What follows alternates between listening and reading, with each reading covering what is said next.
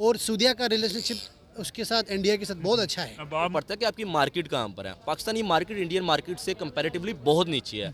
उन्होंने अपना IT sector को इतना ऊपर लेके गए हैं कि जिसकी वजह से पूरी दुनिया में इंडिया को रिकग्नाइज किया जाता है। उनकी यूनिवर्सिटीज़ को, उनकी आईटी सेक्टर को, उनकी कंपनीज, उनका सबसे अमीर आदमी दुनिया का दूसरा अमीर तरीन आदमी है। इंडियंस जो हैं वो सारे सीईओज बने हुए हैं इस वक्त हर ट्विटर बड़ी के और कंपनी के इधर-उधर सीईओज बने हुए हैं। और फिर आप देख लें कि आपका अमीर तरीन आदमी जो है मियां मंशा या बल्कि वो दुनिया के 500-600 में भी नहीं आता। अस्सलाम वालेकुम viewers, this is Ubaid Rahman and you are on my YouTube channel Lajawab Ubaid. Saudi अरब जो कि पूरी दुनिया को ऑयल एक्सपोर्ट करता है, पाकिस्तान भी उससे ऑयल जो है वो ख़रीदता है। पाकिस्तान भी उससे कभी लीज़ पे ख़रीदता है, कभी कर्ज़े के ऊपर ख़रीदता है। लेकिन अगर बात की जाए इंडिया की, तो इंडिया को सऊदी अरब जो ऑयल देता है वो 3% डिस्काउंट के ऊपर देता है। यानी उनकी जो आपस में ऑयल की ट्रेड होती है वो 3% डिस्काउंट के ऊपर होती है, जो कि सऊदी अरब पूरी दुनिया के अंदर किसी भी मुल्क को ये फैसिलिटी प्रोवाइड नहीं कर रहा। एज आ पाकिस्तानी मैं इधर पाकिस्तानी पब्लिक से पूछूंगा कि भाई क्या वजह है कि सऊदी अरब जो कि हमारा मुस्लिम मुल्क है, हमारा उम्मत मुस्लिमा का एक मुल्क है, वो सिर्फ इंडिया को यह फैसिलिटी प्रोवाइड कर रहा है, जबकि और किसी भी मुल्क को, मुस्लिम मुल्क हो या कोई भी और मुल्क हो, उनको ये फैसिलिटीज़ प्रोवाइड नहीं कर रहा। हालांकि हमारे उनके साथ ताल्लुकात बहुत अच्छे हैं। तो आइए चलते हैं पाकिस्तान की पब्लिक के पास और जानते हैं उसके बारे में राय। अस्सलाम वालेकुम वालेकुम अस्सलाम। सर, क्या नाम है? शहरियार सजवारा। शहरियार साहब, आज मैं जिस टॉपिक के ऊपर वीडियो बना रहा हूँ, आज वो टॉपिक ये है कि आपने देखा होगा कि सऊदी अरब जो है पूरी दुनिया को तकरीबन जो है वो तेल एक्सपोर्ट करता है अपने मुल्क से। और सारी दुनिया, पाकिस्तान भी काफ़ी ज़्यादा तेल जो है वो उनसे किस्तों पे लेता है, लीज़ पे लेता है। और पाकिस्तान उनका एक मेजर जो है वो ऑयल रिजर्व्स का ख़रीदने वाला है। बात की जाए अगर इंडिया की, तो सऊदी अरब इंडिया को 3% डिस्काउंट के ऊपर तेल बेच रहा है। आखिर ऐसी कौन सी उनकी ऐसी साझेदारी है जिसके ऊपर वो इंडिया के साथ इतने अच्छे रिलेशंस के बनाना चाह रहा है? 3% डिस्काउंट पे तेल है, जबकि अगर बाकी पूरी उम्मत मुस्लिमा को देखा जाए, पूरी मुस्लिम कंट्रीज़ को देखा जाए, तो वो सबको उन्हीं रेट के ऊपर तेल देता है जो रेट बनता है। दो जावियों में इसके जवाब हम ले सकते हैं। एक तो ले सकते हैं कि आपने जो मुस्लिम उम्मा का जिक्र कर दिया है कि सऊदी अरब पे फ़र्ज़ है कि वो हर मुसलमान कंट्री जो भी इस्लामिक मुल्क है उसको डिस्काउंट दे। सऊदी अरब नहीं कर रहा, वो एक बिज़नेस कर रही है, वो तेल बेच रही है, बिज़नेस कर रही है। अब B2B एक बिज़नेस होता है। इंडिया जितना सऊदी अरब के एक नेचुरल रिसोर्सेज हैं आपके ऑयल के, वो उनके पास है, ठीक है, उन्हीं की सरजमीन पर। इंडिया के पास आईटी थी नहीं। इंडिया ने अपने आईटी इंडस्ट्री इतनी बिल्ड की है कि सऊदी अरब से ज़्यादा जो एक्सपोर्ट है $150 बिलियन से ज़्यादा इंडिया एक्सपोर्ट करती है। यानी कि जो ऑयल रिजर्व्स हैं इससे कई ज़्यादा, बहुत ज़्यादा है। तो फिर जारी बात है, फ़ायदा है ना। सऊदी अरबिया आईटी वहाँ से ले रहा है, वो अच्छा, उनको मतलब वो एक टू वे कनेक्शन वो होता है ना कि ताली दोनों हाथों से बजती है, गिव एंड टेक वाला मामला होता है। तो इंडिया के साथ अब सब कंट्रीज़ का हमें पहले बड़ा गिला रहा कि यार अमेरिका भी उनके साथ बड़ा अच्छा है, सऊदी अरब भी बड़ा अच्छा है, फलां मुल्क भी बड़ा अच्छा है, ये हमारे साथ मुनाफकत करते हैं। उसकी वजह है कि वो इंडियंस किसी को अच्छे नहीं लगते। इंडिया की जो मार्केट है, चाहे आप कहें कि उनका 20 करोड़ 30 करोड़ ये आवाम जो है वो भूखी मर रही है, गुर्बत की लकीर से नीचे है, फ़र्क ये पड़ता है कि आपकी मार्केट कहाँ पर है। पाकिस्तानी मार्केट इंडियन मार्केट से कंपैरेटिवली बहुत नीचे है। उन्होंने अपना आईटी सेक्टर को इतना ऊपर लेके गए हैं कि जिसकी वजह से पूरी दुनिया में इंडिया को रिकग्नाइज किया जाता है। उनकी यूनिवर्सिटीज़ को, उनकी आईटी सेक्टर को, उनकी कंपनीज, उनका सबसे अमीर आदमी दुनिया का दूसरा अमीर तरीन आदमी है। इंडियंस जो हैं वो सारे सीईओज बने हुए हैं इस वक्त ट्विटर बड़ी कंपनी के सीईओज बने हुए हैं। और फिर आप देख लें कि आपका अमीर तरीन आदमी जो है मियां मंशा या बल्कि वो दुनिया के 500-600 में भी नहीं आता। और उनका पहले 10 में पहले 3-4 तो उनके हैं। तो यानी कि वो एक काफ़ी अमीर बन रहे हैं और वो भाई सरप्राइज़ कर रहे हैं लोगों को। तो हमारा वो टाइम आया नहीं, क्योंकि हमारे जारी बात है, उसकी बहुत बड़ी वजूहत उन रीजंस में नहीं जाते। लेकिन मुझे लगता है कि वो टाइम हमारा आ जाएगा अगर हम अभी से थोड़ी सी अपना किबला दुरुस्त कर लें। तो तब तक मामला सिर्फ ये बात ये हो रही थी, बैक टू द टॉपिक आता हूँ, कि आखिर सऊदी अरब को इंडिया के साथ कौन सा इतना कोई उनका खास लिंक है जो 3% डिस्काउंट सिर्फ इंडियंस के लिए? वो मुफाद का लिंक है भाई। बात की जाए अगर इंडिया को सऊदी अरब स्पेशल 3% डिस्काउंट पर जो है वो तेल प्रोवाइड करता है, जबकि अगर बाकी दुनिया की बात करें तो सबको एक ही रेट के ऊपर जो है वो तेल दे रहा होता है जितने डॉलर फी बैरल बन रहा होता है। आखिर क्या ऐसी वजह है कि वो सऊदी अरब जो है वो इंडिया के साथ एक स्पेशल रिलेशन बना रहा है और वो उनको एक स्पेशल डिस्काउंट 3% का दे रहा है जो वो पूरी दुनिया के अंदर किसी को नहीं दे रहा? अच्छा, सबसे पहले फर्स्ट थिंग फर्स्ट ये है कि एक तो इंडिया का जो मोनोपोली है वो बहुत स्ट्रॉन्ग है पूरी दुनिया में। हम पाकिस्तान इंडिया से एक तो कम्पीट नहीं कर सकते हैं, वो इस सेंस में क्योंकि हमारा जो एजुकेशन सिस्टम है वो बहुत बैकवर्ड है। जो हमारा जो ओल्ड स्कूल सिस्टम है वो बहुत बैकवर्ड है, तो हम उनसे कम्पीट नहीं कर सकते हैं, फर्स्ट थिंग। जो सेकेंड जो मेन रीज़न ये है क्योंकि जो सऊदीया के जो टॉप ऑफिशल्स है जो सऊदीया के कंपनीज़ में काम करते हैं, इवन अरामको हो गई, मुख्तलिफ शेल में भी इंडिया के बड़े बड़े लोग हैं जो उनको पूरा स्ट्रेटजी बना के देते हैं। एंड जो थर्ड रीज़न ये है क्योंकि इंडिया का बिज़नेस बहुत ज़्यादा है सऊदीया में और सऊदीया का बिज़नेस भी बहुत ज़्यादा है, तो डेफिनेटली देखो अगर मैं आपसे कोई बिज़नेस करता हूँ तो मैं आपको किसी न किसी चीज़ में डिस्काउंट लाजमी दूंगा।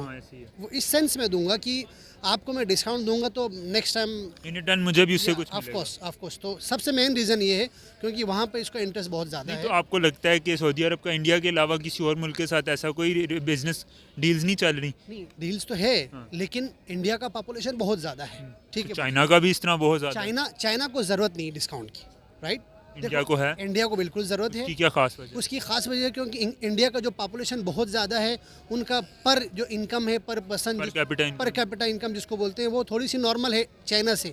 चाइना के लोग इंडिया के साथ रिलेशनशिप में इतना अच्छा नहीं है और सऊदीया का रिलेशनशिप उसके साथ इंडिया के साथ बहुत अच्छा है। अब आप मैंने आपको बता दी ना, वो उनको अगर ऑयल पे डिस्काउंट दे रहे हैं तो वो उनको आईटी में कितनी मुआवनत कर रहे हैं। आपको पता है कितना आईटी का बच्चा जो है वो यहाँ पर सऊदी अरेबिया से जो है वो इंडिया पढ़ने जाता है और फिर इंडिया के जो है वो एम्प्लॉय बातें तो हम बड़ी करते हैं कि जी सऊदीया हमारा भाई है, शाह सलमान के बेटे जो हैं मोहम्मद बिन सलमान वो पाकिस्तान आएंगे, वो इतना दे के जाएंगे, इतना ये करेंगे वो करेंगे, स्पेशल त्यारे में आएंगे, घड़ी देंगे हमारे वज़ीर आज़म को जो कि हमारे वज़ीर आज़म बेच देंगे।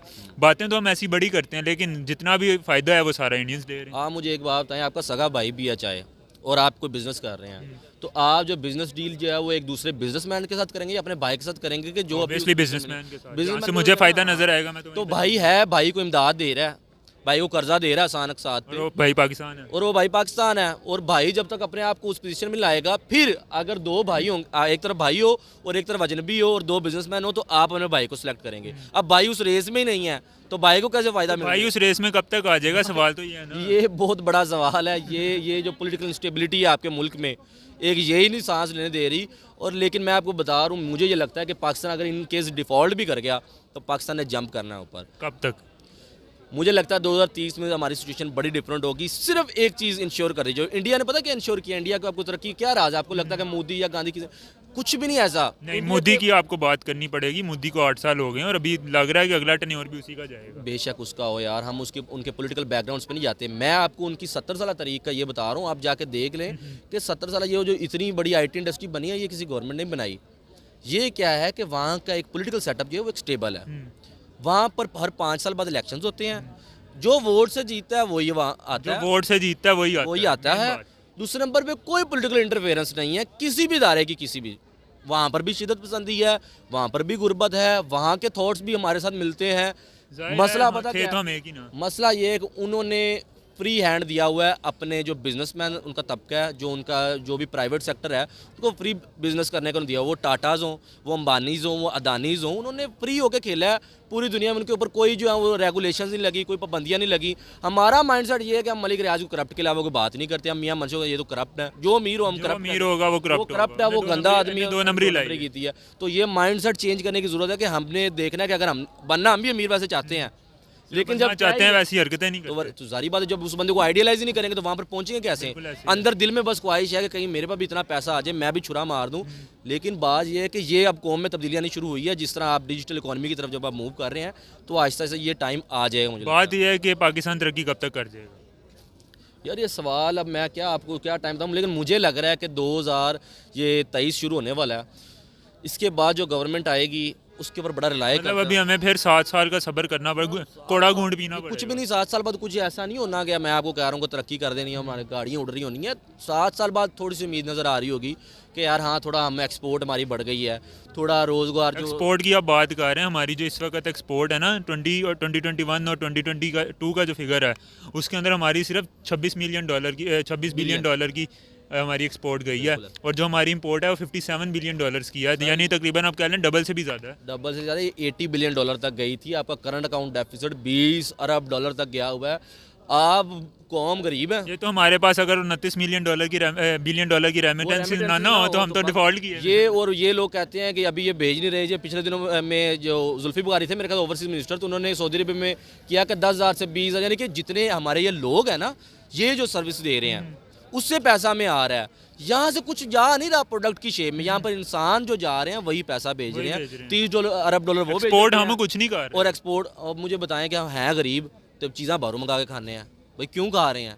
अपने महंगे मुल्क में शौक हैं। महंगे शौक, और दूसरे नंबर पे यहाँ पर है होगी ही नहीं जब चीज़ वो, तो फिर बाहर मैन्युफैक्चरिंग क्यों नहीं करते हम? ईज ऑफ डूइंग बिजनेस की उसमें प्रॉब्लम है। जब आपकी गवर्नमेंट कहेगी कि भाई आपको पहले तो आप पैसा लाए हो इन्वेस्ट करो, मुझे ये तो बताओ तुम्हारे पास पैसा कहाँ से आया, तो आप पैसा लेके जाएंगे, चाहे आपने हलाल भी कमाया ना, आप कहाँ उनको मनी ट्रेल देते इन शॉर्ट की अगर इंडिया की हम बात करते हैं, वहाँ पे आपने अभी बात की अंबानी की, टाटा की। टाटा भी एक बहुत बड़ी गाड़ियों की कंपनी है। उसके अलावा हमारे पास महिंद्रा आ जाती है, फोर्ड आ जाती है, इंडियन ब्रांड्स की मैं बात कर रहा हूँ। तो वहाँ पे यानी ईज़ ऑफ बिज़नेस ज़्यादा है। आपके पास मैन्युफैक्चरिंग का जो कह लें आप चांस है, मैन्युफैक्चरिंग का जो एक आप कह लें कि लगाने का तरीका है, वो आसान है बिज़नेस करने का। पाकिस्तान एज अ, मैं आपको एक बात बता दूँ, इंडिया भी इस तरह नहीं कर सकता। इंडिया के अभी भी अब गुर्बत की लकीर से नीचे बहुत ज़्यादा लोग हैं, करोड़ों में वो लोग हैं, अभी भी कर रहे हैं। पाकिस्तान भी अपने आप को स्टैंड नहीं कर सकती गवर्नमेंट। इसको बस ये चाहिए कि कहे प्राइवेट सेक्टर वालों को, बिजनेसमैन लोगों को उठाए गवर्नमेंट और कहे कि भाई आप कमाओ और हमें भी खिलाओ। करप्शन खुद भी खाओ, मैं भी खिलाओ। खुद भी खाओ, क्योंकि यार जो अमेरिका किस तरह तरक्की, अमेरिका की गवर्नमेंट कमाती है क्या? अमेरिका में भी ये है कि हर दुनिया से बंदा, उन्होंने एक फ्री स्टाइल इकोनॉमी है, जो मर्जी जहाँ जाता है, जो मर्जी बिजनेस स्टार्ट करना चाहता है, जो मर्जी उसका आइडिया, कोई सैंक्शंस नहीं है, कोई पाबंदियाँ नहीं है, कोई रेगुलेशन नहीं है, वो जाके अपना बिजनेस कर सकता है। इकोनॉमीज इसी तरह इवॉल्व करती हैं, इकोनॉमीज इसी तरह ग्रो करती हैं। अब मुझे ये बताएं, आप अगर खुद भी इस फील्ड से लेना देना है, इंपोर्ट एक्सपोर्ट से, एज अ पाकिस्तानी जब हम कोई चीज़ एक्सपोर्ट करते हैं, कितनी उसके अंदर आपको हर्डल्स आती हैं? नहीं, देखो पहले हम लेते थे सर, इंपोर्ट करके चाय मंगवाते थे बाहर से, ठीक है बॉस। अभी तो हम चाय बिल्कुल नहीं, हमने 2-3 दफ़ा मंगाया, अभी उसको प्रॉपरली बैन हो गई। लॉस हो गया? लॉस नहीं हो गया, गवर्नमेंट ने बैन कर दिया, ठीक है बॉस। यहाँ से देखो सर, आपको पता है जो हमारा प्रॉपर्टी टाइकून है मलिक रियाज, उनका एक बहुत खूबसूरत सा जुमला है कि आप जब किसी को पावर देगा नहीं तो आपका फाइल आगे नहीं चलेगा, ठीक है बॉस। यहाँ पे भी ऐसा ही सीन है। शॉर्ट रिश्वत, ब्राइबरी। आप जब तक किसी को पैसा नहीं खिलाएंगे आपका काम आगे होगा नहीं। अच्छे काम का जो आपका जो जेन्युइन जो काम है ना, जो 2 नंबर काम है उसके लिए तो पैसा देना ही देना है। जो 1 नंबर काम है ना, अच्छा काम है, उसके लिए भी आपको पैसा उसके लिए आपने लाजमी पैसे देनी, इसके बगैर तो इम्पॉसिबल होगा। तो ये जो बात मतलब आपके इंपोर्ट एक्सपोर्ट के काम में भी ब्राइबरी का अच्छा खासा लेना देना? सर आप इंपोर्ट एक्सपोर्ट की बात करते हैं, आप हज पे जाते हो ना, यहाँ से बंदे को पैसे खिलाएंगे तो आप हज पे पहुँचेगा, नहीं तो नहीं पहुँचेगा। मतलब आपने एक नेक काम करने जाना, उससे पहले आपको एक गंदा काम करके जाना पड़ेगा। 100%। तो आपको लगता है कि इंडिया के अंदर ब्राइबरी सिस्टम नहीं होगा? इंडिया में है, इंडिया में पैसे खिलाना ये वो हर जगह पे है, लेकिन उनके बनिस्बत हम बहुत ज़्यादा हैं। हमारे पाकिस्तान में ब्राइबरी रिश्वतखोरी का सिस्टम ज़्यादा है। देखो सर, मैं अपनी मिसाल, दूसरों की पॉलिटिशियंस की इवन किसी का भी एग्जांपल नहीं देना चाहता, हम अपनी मिसाल ले लो। मुझे भी अगर कोई बंदा खिलाना चाहे तो खाते हैं ना, सभी खाते हैं। किसी का काम नहीं हो रहा है, मुझसे वो काम होते हैं तो मैं उनसे पैसे लेता हूँ। ये हमारे पाकिस्तानियों की ये तो फिर एक ट्रेड हो गई ना कि यार मैं आपकी सर्विसेज दे रहे हैं आप। लेकिन रिश्वत होता है कि 4 बंदे खड़े हुए हैं, 4 बंदों ने आपके साथ जो है वो काम करना, आप कहते हो कि मैं आपको पैसे देता हूँ, मेरा काम पहले कर दो। नहीं, असल में यहाँ पे एक तो वो नहीं है ना, मॉरल वैल्यूज़ का हम ख्याल नहीं रखते। पाकिस्तान में मॉरल वैल्यूज नहीं, सर ज़ीरो है, मॉरल वैल्यू ज़ीरो है, ठीक है बॉस। दुख की बात है सर, नहीं है ना, यहाँ लाइफ आपकी सिक्योर नहीं है, किसी का भी लाइफ सिक्योर नहीं है, ठीक है बॉस। तो मेरा एट द एंड मैसेज ये है कि पाकिस्तान में ना कोई भी चीज़ ना परफेक्टली नहीं होता है। इंडिया हमसे बेहतर कर रहा है, हमसे 100% बेहतर कर रहा है। हम तरक्की कब तक कर देंगे? हम तरक्की जब करेंगे जब यहाँ पे इंसाफ होगी, ठीक है बॉस।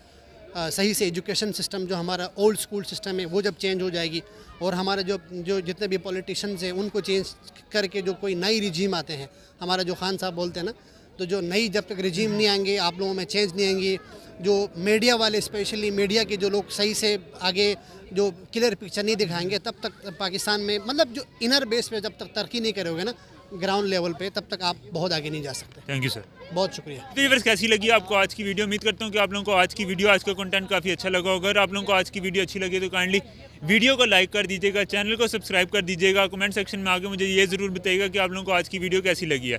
इंस्टाग्राम पे मुझे फॉलो करना बिल्कुल मत भूलिएगा। मिलते हैं बहुत ही जल्द एक अच्छे मज़ीद इंटरेस्टिंग टॉपिक के साथ। तब तक के लिए अपने होस्ट उबैदुर रहमान को दीजिए इजाज़त। अल्लाह हाफ़िज़। शहर में गाँव में पूर्व में छाँव में